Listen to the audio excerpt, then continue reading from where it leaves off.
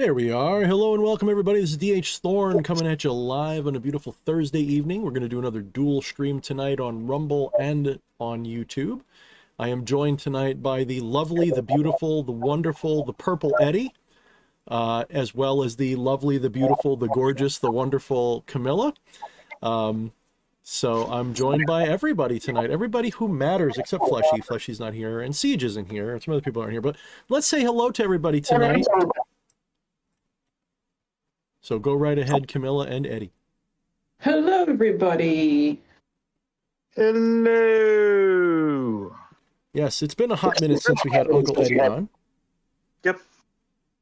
I'm picking up some echo somewhere. That, I don't know. I'd have to, Okay. We'll have to see. It might be when I'm extra loud. It might be echoing through somebody's, but I think it's all right. Sounded like a little bit of a reverberation on my end over here from that one. I mean, you are just in the next room, so that could be why. So, well, yeah. All right. Yeah. We'll live. It could be the partial metal table that this is on with the hollow legs, too. I don't know. Sometimes it acts a little weird. So, let me say hello to everybody. First, Faustian's here. Oh, yeah, it's definitely Camilla's.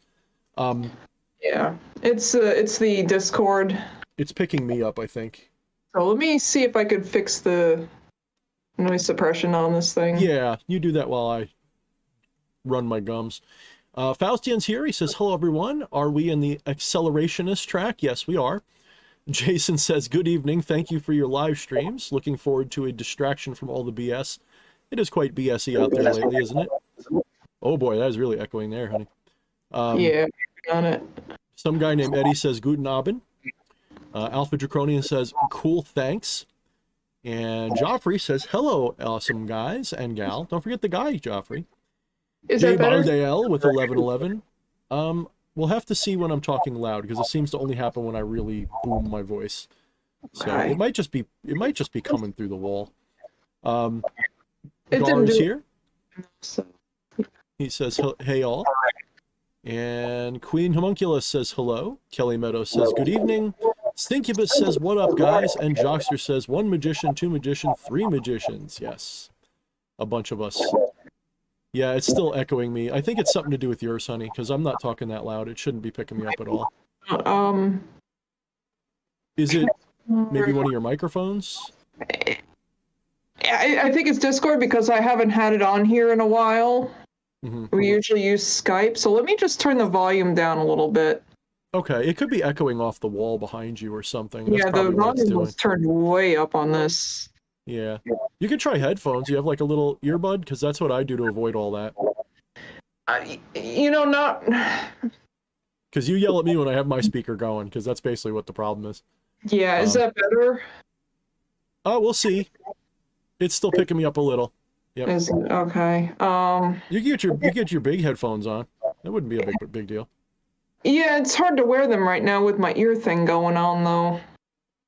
Do you have a regular And earbud? those little fucky ones, I don't really hear that good out of them. Like I have to turn it way up. So let me try to. Okay. If you don't have noise cancellation turned on too, that'll help a lot. Yeah, let me. Where is that in here? Noise cancellation is. Is that in here? Syncubus says it's Bigfoot messing with the Ethernet. Damn straight. Welcome to the live audio tech portion of the show. Yep. Where the It happens every time. cancellation in here? It's on the bottom left somewhere. I have your voice and video. Yeah, it's if you go on your bottom left. I mean, you can come out here. I could show you. It's on your bottom left where it says video connected in green. It says noise suppression. You can click that and make sure it's on. That might be. I don't know if that's it though, because you probably still have it on from. Take a look, because I'm getting. Remember, kids, always pass the duchy on the left-hand side. Oh, down there. Okay. It's probably on by default, but it also in your audio settings. There's probably another one that is even more advanced. I feel like I'm hearing my computer itself, but my computer's off. All right. Let me back out of this. Nights of technical. Sorry, di- gang. Give us a second. Yeah, noise suppression is on. Okay. You could also just put it to push to talk and just use a key when you're ready to interject. Like, at worst case, it's a little weird, but since you can't fix it with a pair of headphones, that might be what you have to do. I hate push to talk. Yeah, there's also... I can't. I'm Let me. sorry, honey. No. Let me reset my sensitivity here. See if that works. I upped the sensitivity on that. I know on the computer I had to turn it way up. Okay. We have boomy voices in this house, so that seems to be working a little bit. Is that better? I think so. Speak Eddie, from say- the diaphragm. Yeah, say something loud, Eddie, besides just me, because you got a deep voice too. Hello. Yeah, it's not picking up the clapping, but it picked up the hello. I mean, nobody picked up the clapping, but the hello also did. Yeah, it seems to be better now, unless I go, "Wah!" I think it'll be fine. That bottomed out though. Yeah, I think we're good now. So when you go so loud, it will automatically not have anything. Yep, I think we got it solved for now. At least it's acceptable. So, okay, guys, I am really sorry about that. So, Syncubus says Bigfoot messing with the Ethernet. That's probably true. That's right. And Lilith the Black says, hello, hope all is well. And Jay Baldeo says it seems good. So I think we've squashed the Bigfoot in the wiring here. So we've sent it back through its interdimensional portal. And, you know... Gave it the finger as it went through. Whoa. It's Bigfoot, not Big Dick. Well, then again. Oh, hey. It's Crowley-mas. It's Crowley's birthday today. Oh, the most evil man in the world. Happy anal magic day. We gotta be gay, do crimes, hail Satan. We're not on Rumble yet, Alpha. The second half will be on Rumble because I don't have the ability to dual stream yet. That's a special feature you got to pay for, and I haven't felt like paying for it yet. But I probably will very soon. What I like doing is I like luring all of you guys away from YouTube for the second half because this gets everybody in the habit. But at some point I'll spring for it. It costs like $15 a month, I think, to get the dual stream for my streaming software, which really isn't that bad, but it's one of those things where I'm feeling cheap right now and I just don't feel like it. But I probably will pretty soon. Because I think it will come in handy to just do it that way. Because it's a pain in the butt to have to switch between the two different streams every time. But I've got it worked out to a system. Yeah, don't cross the streams. It's really not bad when you consider like how many times you stream a month, and it's like $3 to $4 a stream essentially. I mean that's, you're not wrong, and I make it back in the stream revenue, but I still prefer to be, you know, cheap right now. No, it's frugal. It's frugal. Yeah, it's frugal. Frugal. Yeah, frugazi. So I noticed, I don't know how many of you guys watched the second half last time, but it's pretty remarkable the difference in attendance between YouTube and Rumble. YouTube, I'm lucky to break 30 or 33-ish. On Rumble, I think we hit 60, didn't we? Yeah. I think we hit 60 last week. Yeah. So, or the week before. Yeah, so YouTube is definitely throttling and censoring me. It's undeniable at this point. I've seen it for 2 years now, 3 years now. It's one of the reasons I've been less active on all these platforms is because, you know, I refuse to censor myself and only talk about what they want me to be able to talk about. You know, I know not every topic is popular with every guest or every, you know, person in the audience, but I know for a fact that what I say isn't that objectionable. So it's not like you're inflammatory about it though either. No, I'm really not. And you know I lost a few people, but they were harebrained fucking cognitive dissonance assholes anyway. So it doesn't really faze me that I lost them. It's kind of like you didn't really lose friends, you just exposed, you know, people who didn't like you. Essentially almost like verge of psychopathic behavior. Yep. Well, I mean, we got death threats just because of how we voted. So yeah. You know, like I'm not even kidding. I can show you guys the messages. But that's what's That's happening not right right. now, and that's what's got to change, and it is changing, and it will change. It's definitely going to change. I think I can bring this up on YouTube without getting more trouble for me, but the Supreme Court is looking at censorship of big tech. I believe they've agreed to hear the case that's before them. So expect a ruling at some point that may completely shake up the entire system. And may even spell the end in some ways for big tech, because much of their, we'll say, viability is due to big money coming in from various defense contracts and stuff like that from around the world and things. They all want a piece of the censorship pie. And if that pie suddenly becomes poison to them, that's going to dry up, and you're going to see a whole lot of reshuffling of the deck. So we'll see what happens. No matter how you look at it, it's a good idea to be on alt tech right now, whether you agree with what I just said or not, because of the censorship, and just because competition breeds better products. So use them all. Pie. What's that, Eddie? Pie. What did he, what? Hi? What? Pie. Oh, pie. Pie. Yeah. Pie is good. Pie Casey is says, good. F YouTube for shadow banning you. Oh, Jen Vots is here. What's up, Jen? Been a minute. Hey! She said, sup, nerds. We love Jen. Jen's a nice person. Yeah, she made I it out of Dodge just in time. I spammed this like everywhere. Oh, So thank you, Eddie. We'll probably get some people that don't know me too good then, because I know you tend to spam me in Reddit of all places, which I think, I don't know if I resonate with people on Reddit. Not that I have a problem with them personally, but you know, actually I do have an account there. I remember some people were giving my book away, shall we say. And you know, as much as I don't like it, I also get it, you know. So I understand that you can't stop that stuff. And well, I didn't spam it on Reddit, but I'm a member of a couple of Discords to two of the larger witchy/occult subreddits. I mean, I've heard I'm controversial, so I've been told. DJ Smokey, can I get some advice? Is it acceptable to be in a relationship with other animals if purely platonic, but emotional, not sexual, but you consider being in a relationship with them?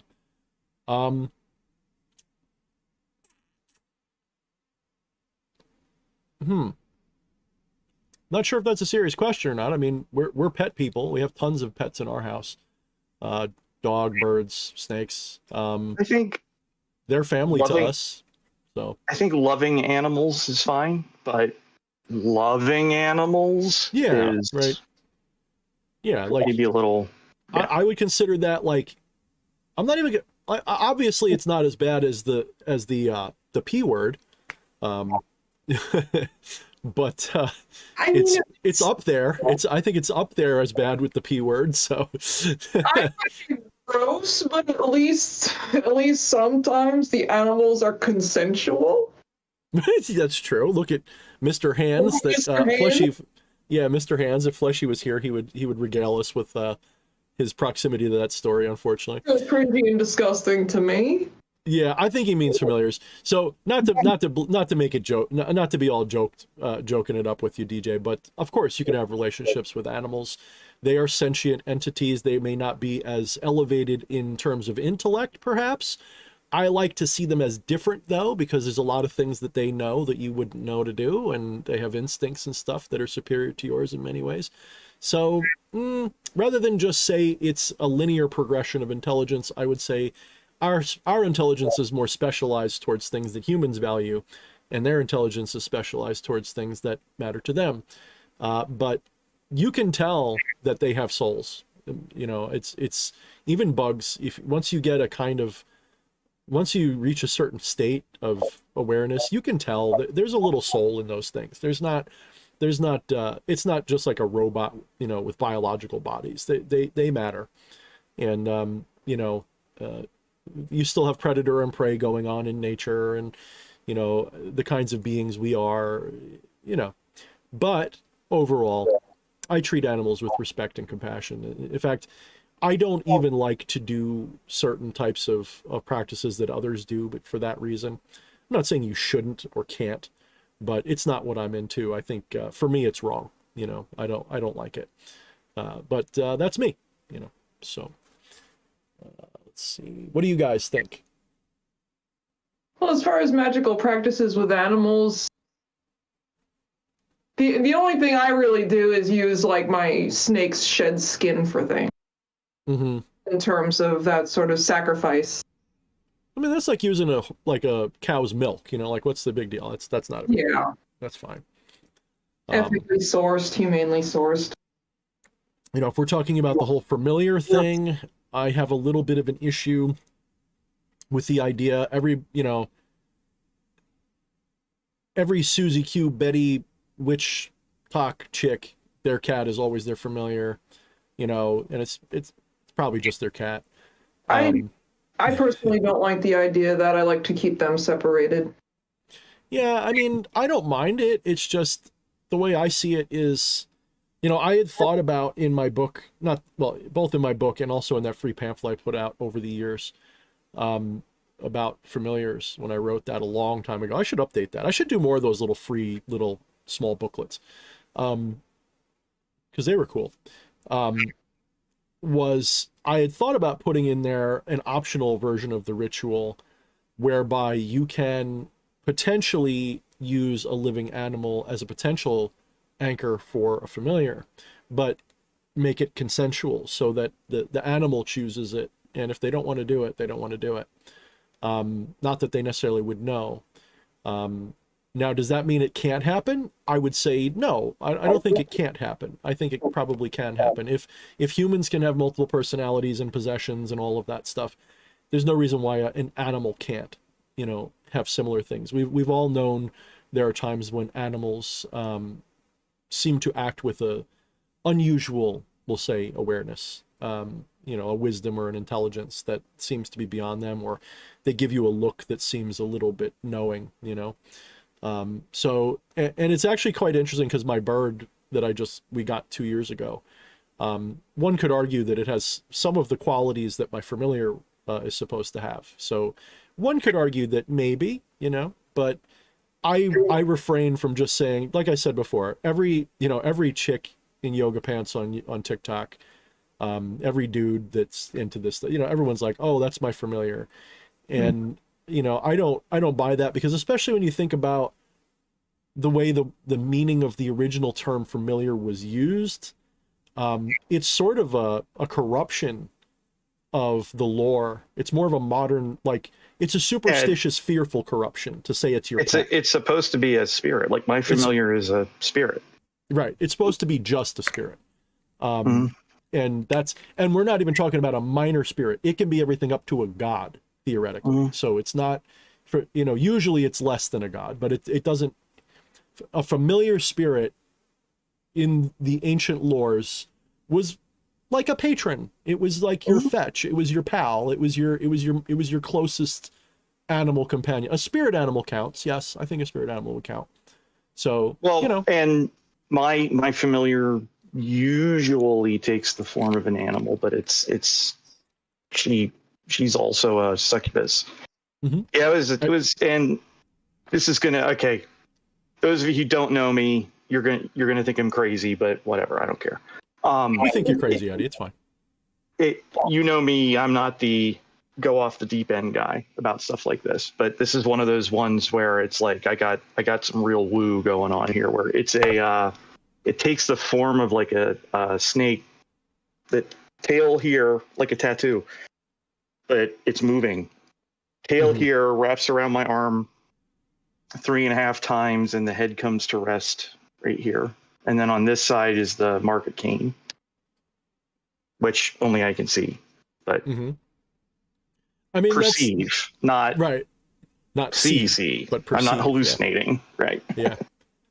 In a way, that's actually the beauty of having aphasia and aphantasia or whatever, the inability to see your imagination clearly, is that you actually, on the one hand, when you get a vision, it means something more, because you know you're not just imagining it on purpose. It's coming to you on its own. That's one advantage when you do get a vision or something. Like when I get a vision, especially if it's a vivid one, I know that's coming from somewhere strong. Like I'm not just imagining it because I felt like it. You know what I mean? I can't trick myself as easily.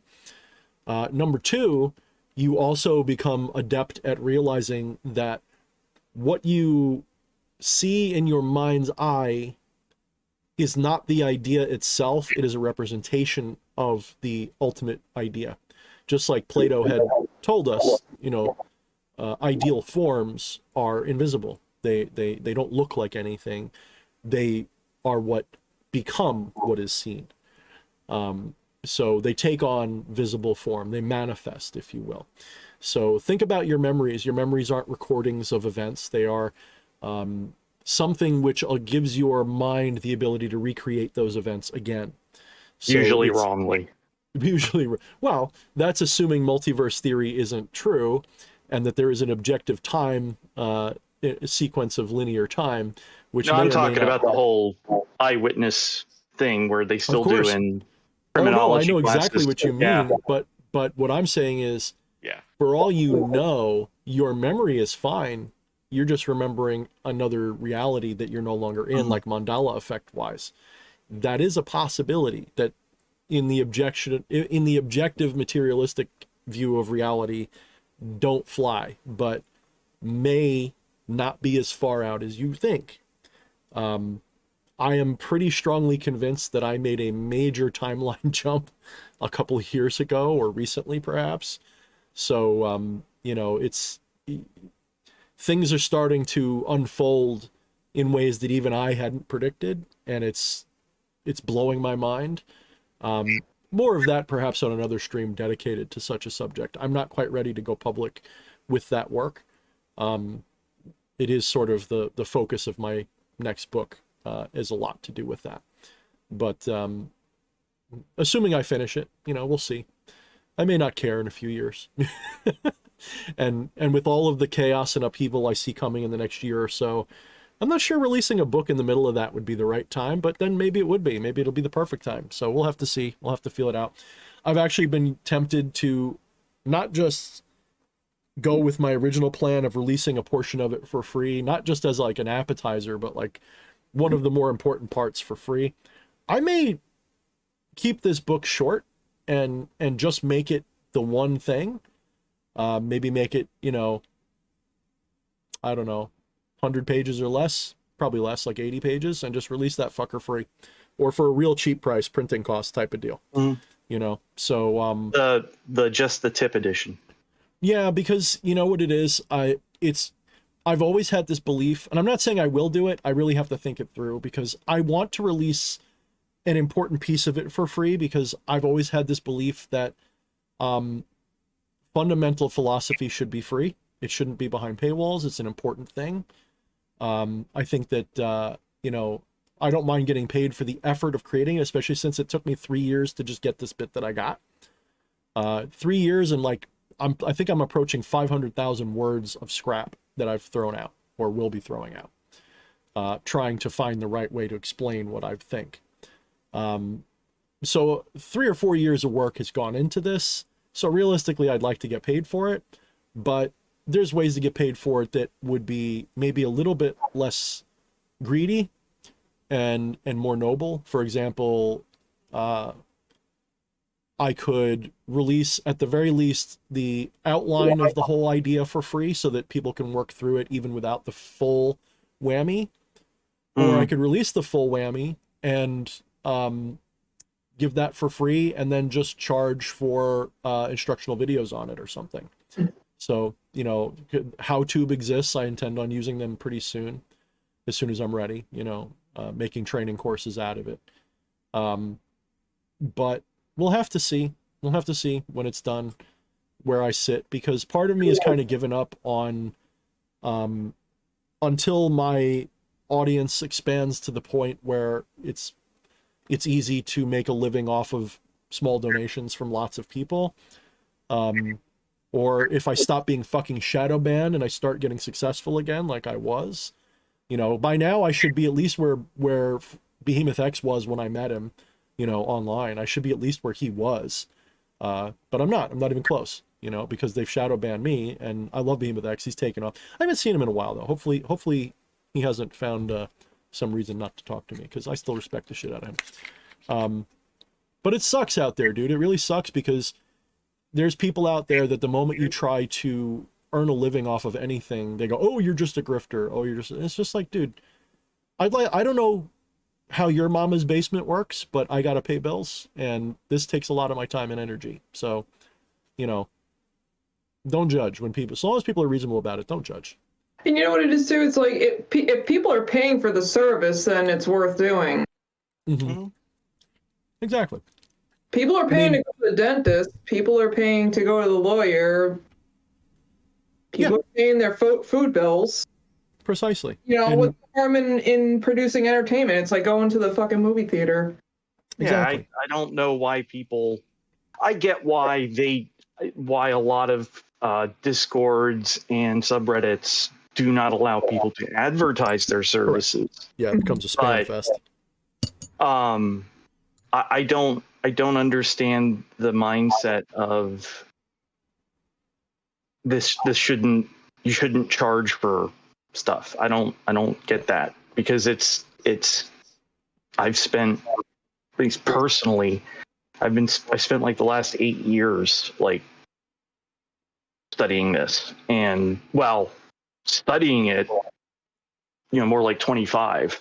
But it's such a big subject that it's like a PhD is a beginner's entry level amount of work. It's this is a lifelong path, guys. This isn't something you just pick up and just, you know, grift off of. Well, there's a lot of people who do, but I mean, like Jen just said, you can tell the difference between a grifter. And it as a way of self-improvement. I mean, you pay to go to a fucking psychologist and you pay out the ass. Yep. If this, we're not charging Scientology, you know, levels of money. Don't say that too loud on YouTube, Eddie. I don't want my channel to get, you know, surrounded. If this helps somebody work through their shit without having to get medication, isn't that a good thing? Exactly. Yeah. But, you know, like I said, there are certain things which I believe should not be behind paywalls. There are things that should be gate kept. You know, I don't want, as much as I rail against certain kinds of gatekeeping, because there are kinds that are toxic and wrong. For example, when you're like, oh, this is a closed this and that, you can't, you know, because your skin color is wrong, you're not even allowed to learn it. Get the fuck out of here. But when it comes to like not letting in troublemakers or toxic people, or wanting to make sure that someone's ready for what they're being taught or shown, absolutely gatekeeping is important. I don't let just anybody into my personal circle. That's gatekeeping. I'm sorry, but it's necessary. I don't let a toddler in my gun vault either. Right, exactly. So there is, you know, how do they say there's a tiered, you know, system that's involved, and there's like an outer circle where anybody's free to come in and learn and pick up whatever they can get, as long as they're not a dick to other people. It's fine. Pick up whatever you can.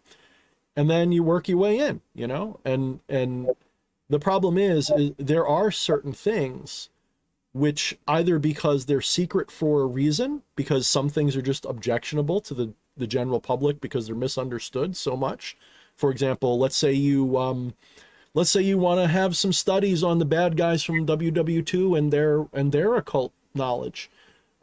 Doing that openly will get you in at least a little problematic territory, because people don't understand. They assume that because you're researching it, somehow that means you agree with the ideology, you know. And it's like, no, I'm a truth seeker, that's all, and I want to know, you know.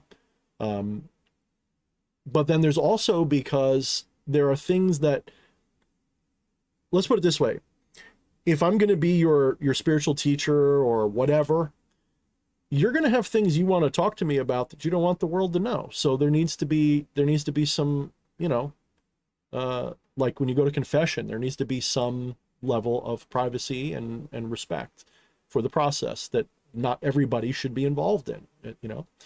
And Queen Homunculus says it's called healthy boundaries. Exactly. Yeah. But, you know, sometimes I feel like, not you guys, but sometimes I feel like I have to speak like I'm speaking to a bunch of like ridiculously stupid children, because unfortunately that's a huge portion of the internet is very immature dum-dums that try to turn everything into a cause for canceling you or criticizing you or you know, I don't want to imply anything, but I've noticed that there's a certain age group and, shall we say, socio-political leaning that is most likely to accuse me of being a greedy grifter versus, you know, because some people just think everything should be free in life. They don't think anything should be, you know, I don't know if they're spoiled or coddled or just what, sheltered maybe. But no, the real world doesn't work that way. You go to any culture in the world, there's a tiered system of gnosis. You don't just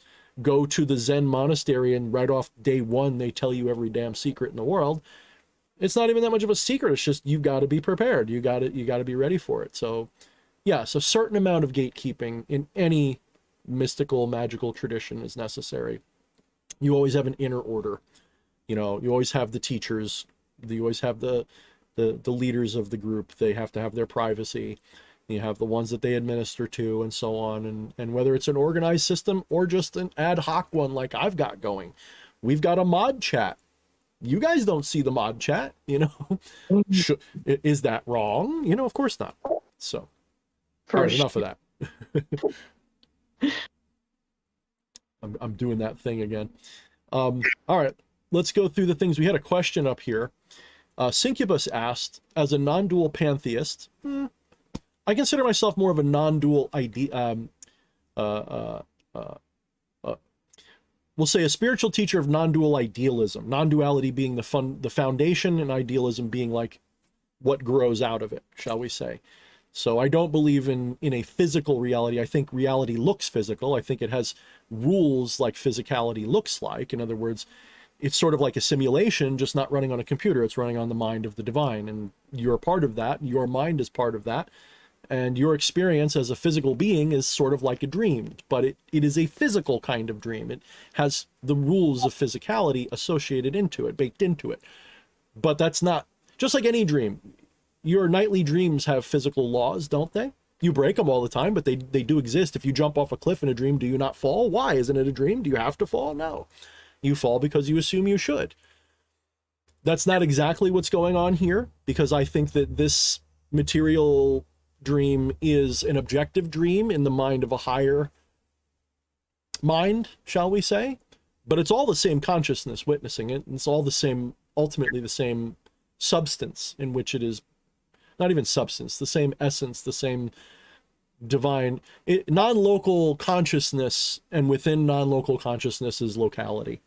And that's the best way I can say it. But so as a non-dual idealist, shall we say, would you consider gods, demons, or entities real?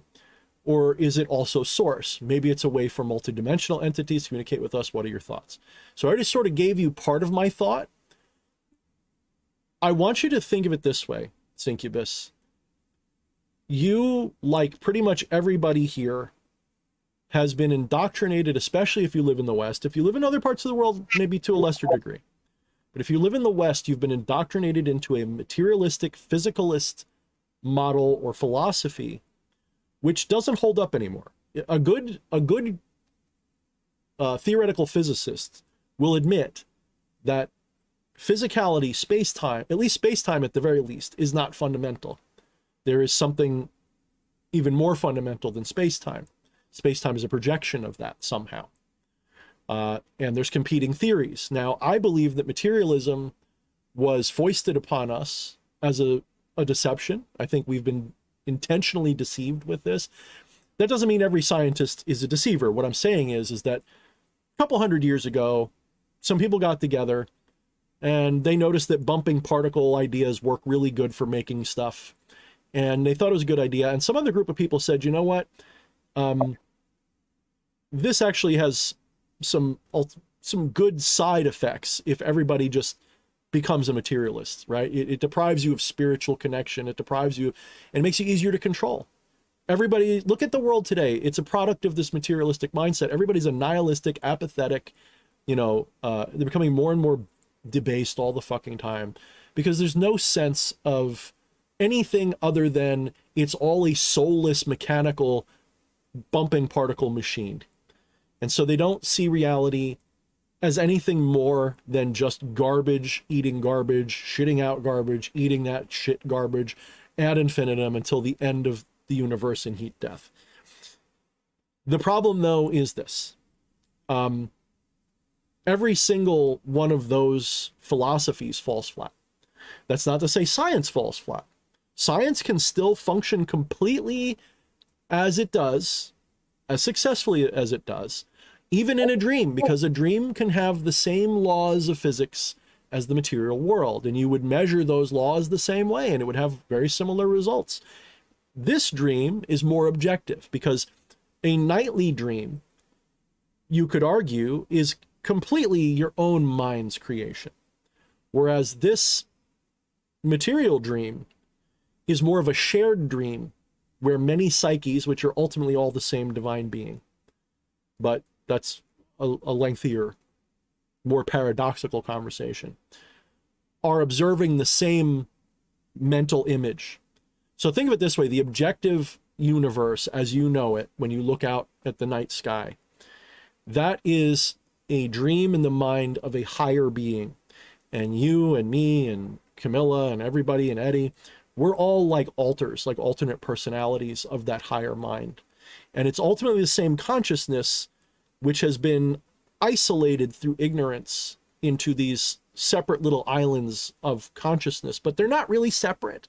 They're just ignorant of one another. It's like you're still the same consciousness, but you don't have the same experience at the same time, because you're in this temporal plane, you know. And if you go all the way back to source, you realize that there is only that non-local divine singularity. That's all there is. Everything is a projection of that, or the mental image of that. Think of it like this. Think of God, because most of you guys are very familiar with that idea, in a non-personal sense. Think of God as just consciousness, awareness, a very enigmatic kind of intelligence. It's not intelligence like 1 + 1 = 2, because it doesn't have to reason. It already knows everything. It already is all things. So it doesn't have to reason anything out. It's more of an intelligence in the sense that it's a primordial kind of will. It's a primordial kind of just being that. See, it's hard to describe, just like consciousness, isn't it? So this entity is a sentient being. It is a sentient, non-dual consciousness, and consciousness isn't just awareness. Consciousness is awareness with a certain kind of recursiveness, right? It's got a certain kind of awareness, self-awareness, shall we say. So this divine singularity, God, knows itself. And when it has its own idea of itself, it manifests that idea as at least a universe, and almost certainly a multiverse. Almost certainly a multiverse, we can anticipate. Because that divine singularity is so infinitely, eternally, timeless, boundless, formless, shapeless. And it's not because it is just formless, timeless, and shapeless, because that's too definitive. When you say something's timeless, now you're saying it can't have time in it. We're talking about something that transcends the concept of time entirely. Time is like a tiny little, tiny little facet of its being, of its nature, of its potential. That is what. Think of it this way: if you close your eyes and I say, think of yourself, and I want you to think of everything about yourself, your body, your history, your name, your thoughts, your personality, everything. Try to get a mental image of that, you know, as good as you can, as complete as you can. Now imagine the divine's doing that, and that's what the multiverse is. The multiverse, as we experience it in this little tiny fragment of it, is the divine's idea of itself. And it's infinite. It is bound there. It's beyond infinite. You can't even say it's infinite, because infinite is too, even that's too limiting a concept, if wildly enough. So to us, incarnate in these little, you know, physical delusions, we exist in the limitations of time and space. Those are all, they're not real limitations. They're self-imposed limitations. we perceive only a tiny little sliver of that potential, right? And it's not because we have eyes that only see a certain wavelength of light. Remember, physicality is ultimately an illusion in consciousness. That doesn't mean it doesn't have the rules it appears to have. It doesn't mean, it just means that the idea that it's light going into your eyes and your eyes are, walk all of your experience back, like really reduce your, withdraw from your physical assumptions and just acknowledge what you know to be 100% true. In other words, that requires no assumption at all, and start from there. So like Occam's razor, the more assumptions you have to make, the less perfect the theory, right? Doesn't mean it's not true. It just means you want a theory with a minimum number of assumptions if you can do it. So if we do this, the assumption that there's an external material world in which your eyes are getting hit with light and that's going into your brain and causing these things and your brain produces consciousness, and no. Walk that back. Start with consciousness. If you start with consciousness, you know consciousness is real. You don't need to assume anything. Consciousness is obviously real. It's one of the only things that you can, there's only a tiny handful of things that you can know without any doubt. And that the first and most important is consciousness itself. And part of consciousness is the manifestation of intelligence. Okay, intelligence in the form of reason and discernment in particular, intuitive discernment in particular, wisdom, shall we say. Like that's the higher form of intelligence. The lower form of intelligence is working it out on a scratch sheet of paper that says 1 + 1 = 2. It's a valid form of intelligence, but it is a very slow, low bandwidth form of intelligence. The highest form of intelligence is what you would call wisdom. It's nearness to source, and you just know things. When I speak sometimes, I'm channeling directly from that. I'm not thinking it through. I'm literally just clicking into that and just letting it pour out. I have no idea what I'm going to say next. So for example, now I'm pausing because I'm thinking for a minute. What should I say? What was I going to say? What was I talking about? So when you walk everything back, you realize that you don't have eyes, you have sight.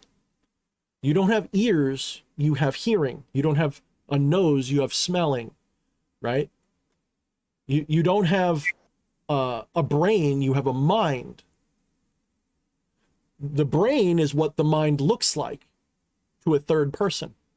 This idea that the brain causes mental activity, that is an inversion of what's really happening. And someone's going to say, well, if I stab you in the brain, you die. Well, if you interrupt my mind,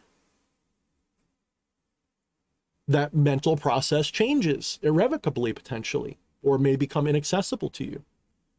So it's not that I have a brain which produces thoughts. There is a mind which to an outside observer appears like a brain and its activity. And when you take a chemical or a drug, that's a representation of something, but that something is noumenal. You don't actually know why it works. In fact, again, I do a lot of research on this, so I'm not speaking out of my ass. There's quite a few things in the medical industry that they don't know how or why they work. Placebos, for example, they work. They work very well. They work so well that it's actually a big deal when they're testing a new pharmaceutical to make sure it's not just placebo. But there's even things like psychedelics. They don't know how they work at all. I'm not just blowing smoke. They used to think that psychedelics, and I'm coming back to your question, by the way, Sane, but you got to understand this is the foundation, because if you don't get this, then my answer won't mean anything to you. When someone takes psychedelics, they used to think that the brain became more active, like it stimulated the parts of the brain that make you dream or something. Then they found out that, yes, certain parts of the brain are more stimulated, but they're not the ones that have anything to do with that. In fact, the parts of your brain that have everything to do with those experiences shut off or go into a sleep mode with minimal activity completely. Like not a sleep mode like REM sleep. I mean, like when you turn off your computer and the one little light turns on just to make sure the battery don't blow up on you while it's off. Okay. Your brain is not stimulated by psychedelics. It's actually reduced in activity. So when you're having a psychedelic experience that's so much more vivid, sometimes more vivid than a waking experience. And don't even get me started on the near-death experiences, which transcend even people who've had both say that the near-death one is even more profound. So, and in those near-death ones, your brain is off. Like there ain't nothing going on. Like you're dead, right? They would say you're dead, or at least close enough to death that you should not be able to have any experience, let alone a vivid one of an afterlife or something.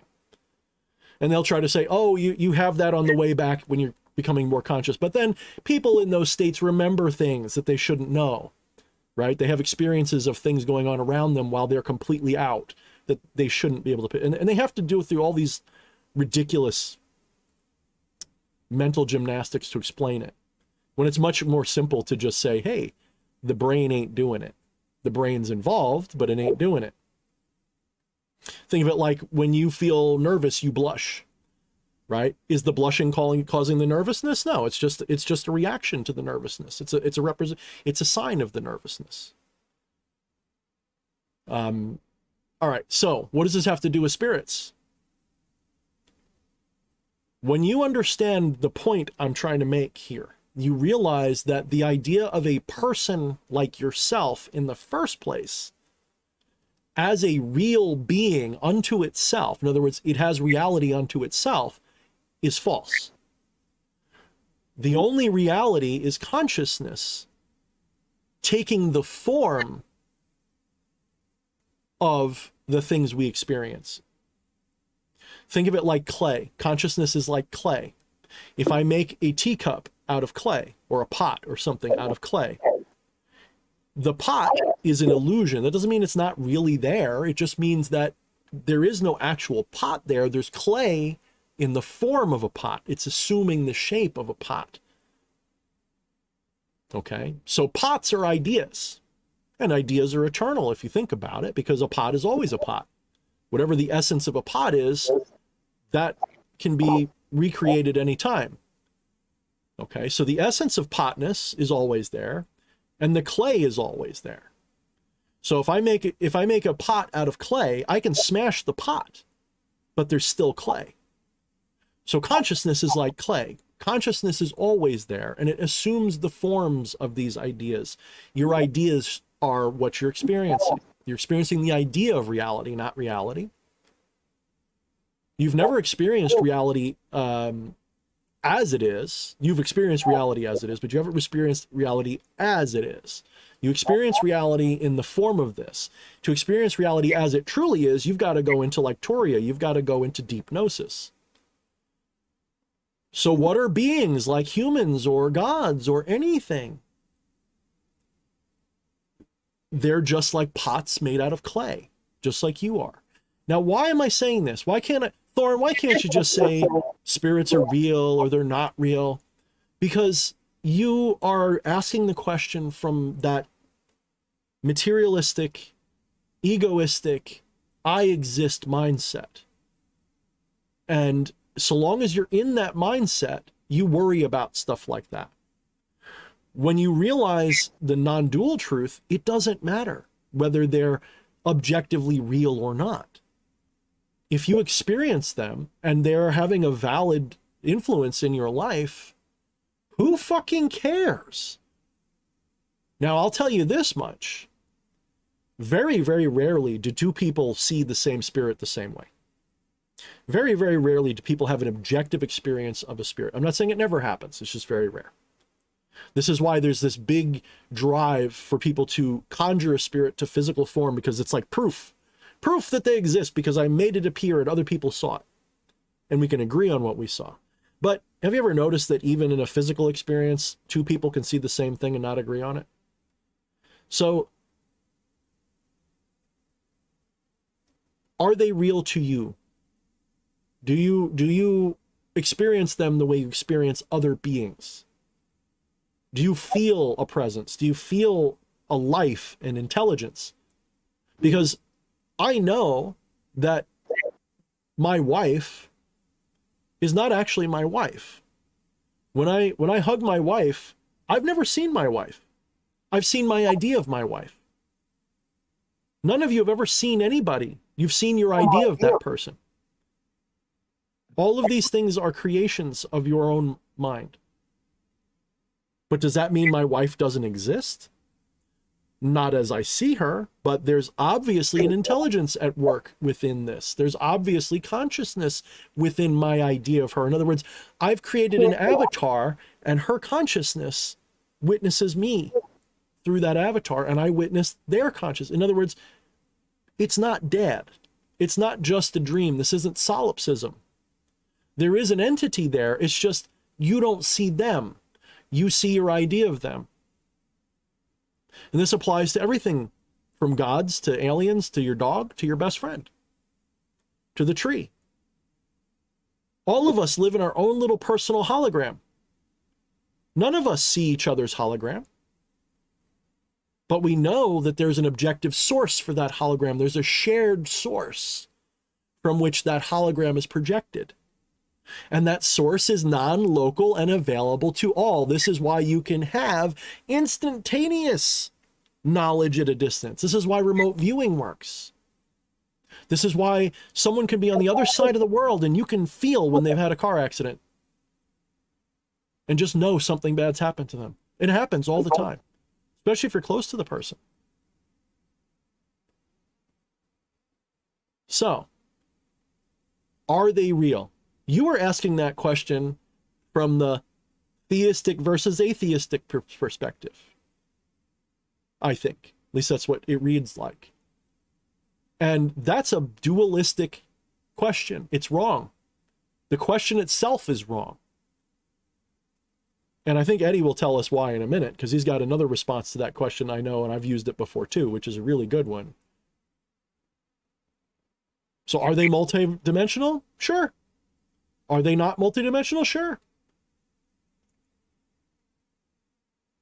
I know what I know, and yet I still talk to my wife.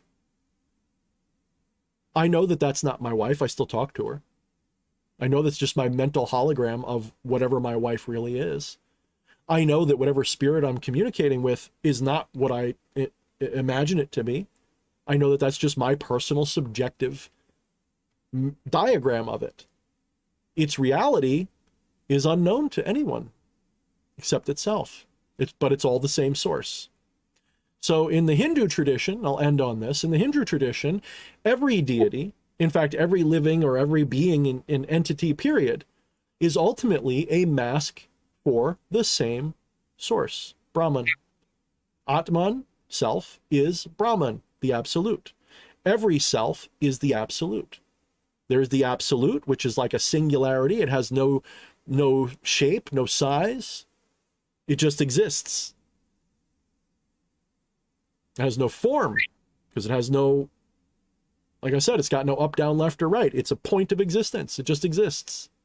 But does it have an up, up, down, down, left, right, BA, select, start?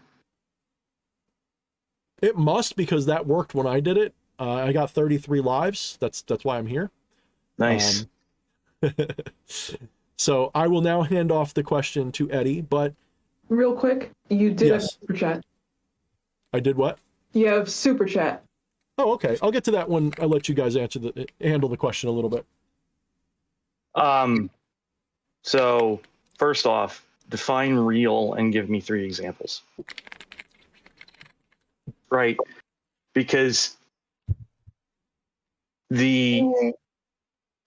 how do we even define what is real? Right. And I'm trying to find a way to explain this without going full on phenomenology with it. But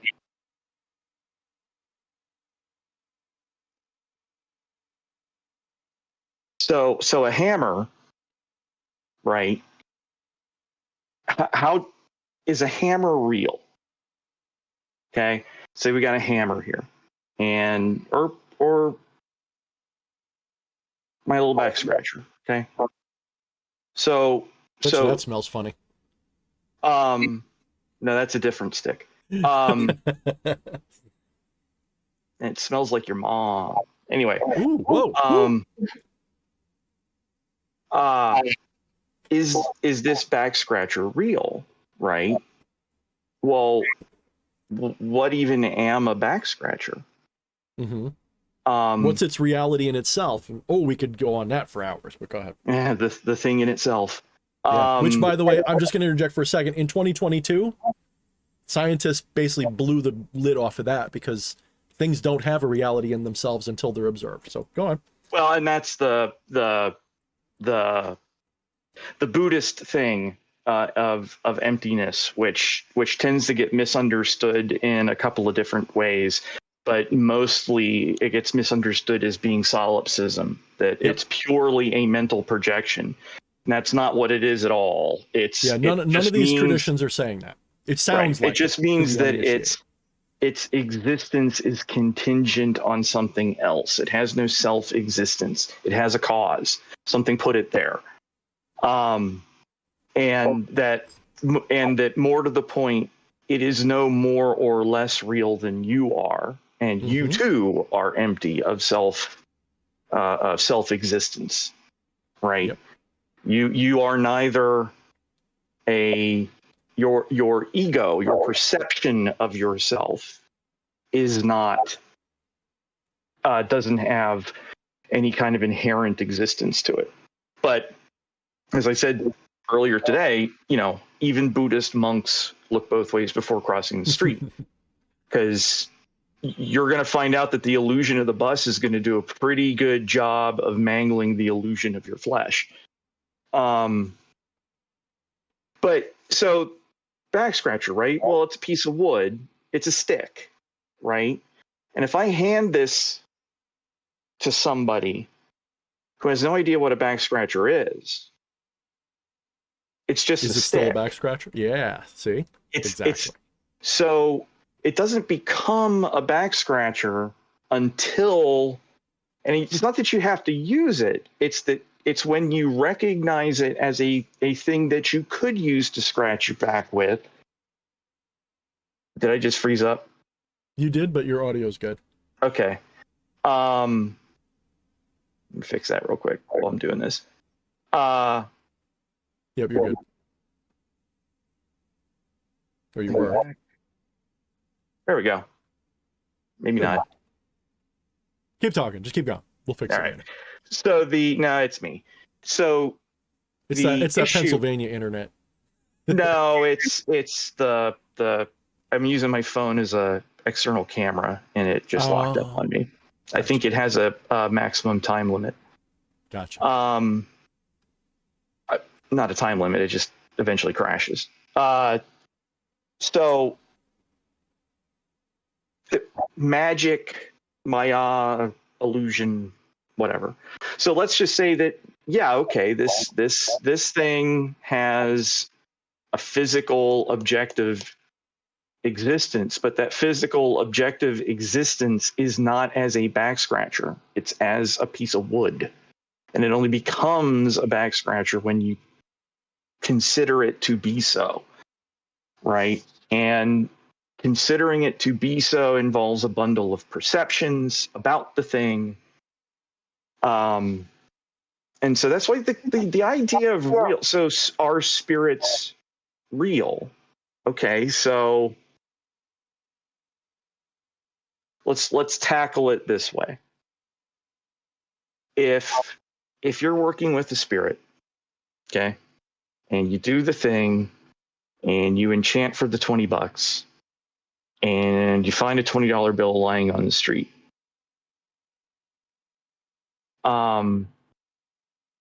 is that real? Right?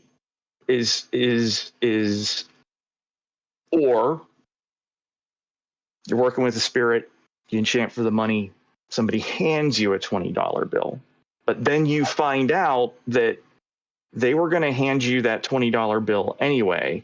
Like last week, they realized they owed you $20 and they just haven't seen you yet. Right?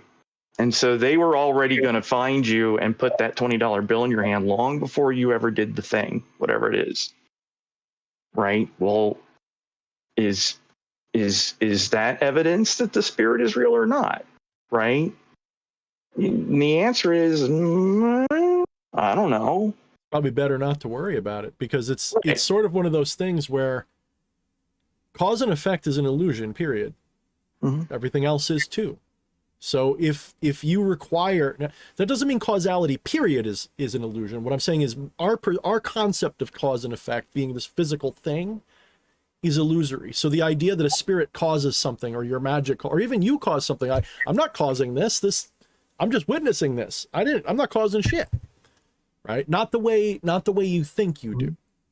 So I said in Become the Maelstrom, magic properly done is indistinguishable between a prediction and something you caused. Because for God, the two are the same. When God predicts, it's certain. Right? It's as good as a cause. Now I'm jumping in here partially too, because we got to switch over to Rumble now. But I also want to give Camilla a chance to answer this question a little bit before we do. So Camilla, you can answer it in your own way. You don't have to go in the whole non-dual thing. You can even just be like, oh, I experienced them and blah, blah, blah, blah. So go ahead, whatever you think you want to say. I'd say you guys summed it up pretty well. I'm not sure where to go from there. I mean, you've experienced weird stuff. So in your mind, something's there. Was that? I'm just saying you've experienced stuff too. So at least from that practical perspective, something's there. Oh, yeah. You know, whether it's your own mind or not, it really doesn't matter. No, it doesn't. And Syncubus said, I've always felt that was just me another aspect. Basically, I'm talking to myself. From the non-dual view, that's all you're ever doing.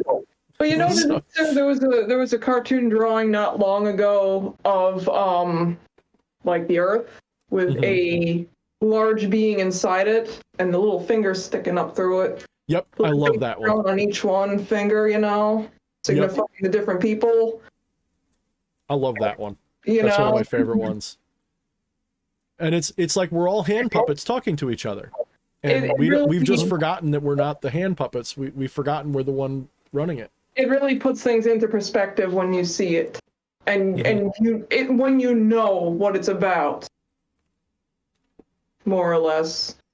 So what you're saying is that each of us has a higher self, and that higher self is elbow deep up our butts right now. Yes, I knew we were going to somehow put magic in the butt somehow. Like a hand puppet. Yep. Just long glove. Yep. Oh, yeah. All right, so we're going to switch over to Rumble now, pretty much. So for those of you guys who don't have the link, it is pinned at the top. You still have that super chat to get to real quick. Oh, yes. Thank you, dear.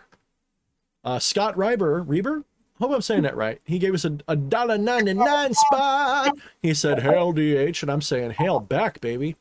So, all right, so let's poach everybody off of YouTube. If you are not already on my Rumble, I would now direct you to the pinned comment in the chat.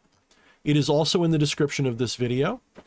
If you could please click on that link in the description as well, or the pinned comment, and go to the Rumble stream there. It'll take me about 2 minutes to get it going.